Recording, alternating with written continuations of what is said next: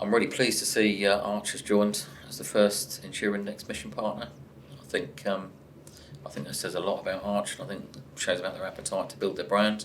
Be interesting to see how they're tracking, and it would be really interesting to see where they're going to sit in the next Insurindex league table. What are you seeing so far on the data? I would say that even before we saw Arch and started to talk to Arch, that there were things going on that we could see. So we could see movement. We could see movement in a lot of brands, but that was one of the ones we noticed. And it wasn't just the fundamental measures that we're looking at, like the familiarity and the share, which is moving upwards.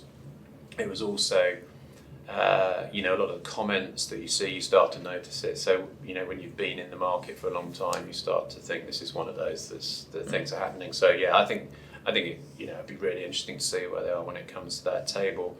I do remember actually, probably 8-9 months ago, a broker in another interview altogether, nothing to do with Arch, just said to me, "Have you done anything on Arch? Because they're just great."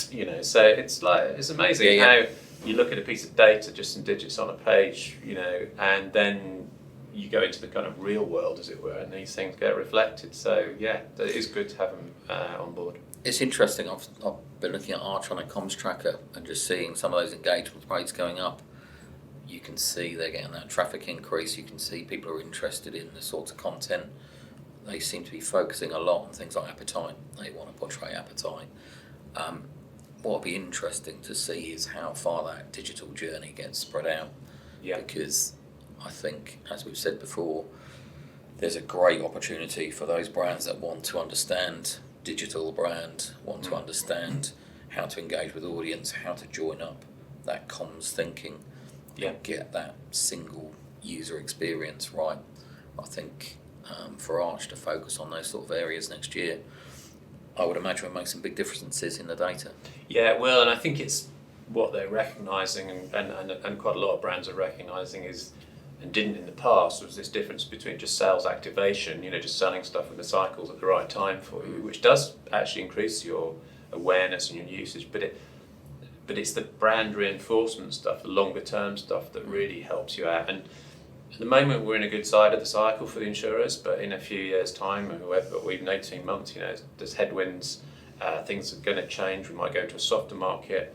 We're going to go into much more of an open market situation. A lot of the facilities are going to go now because of the way the finances are working in the market.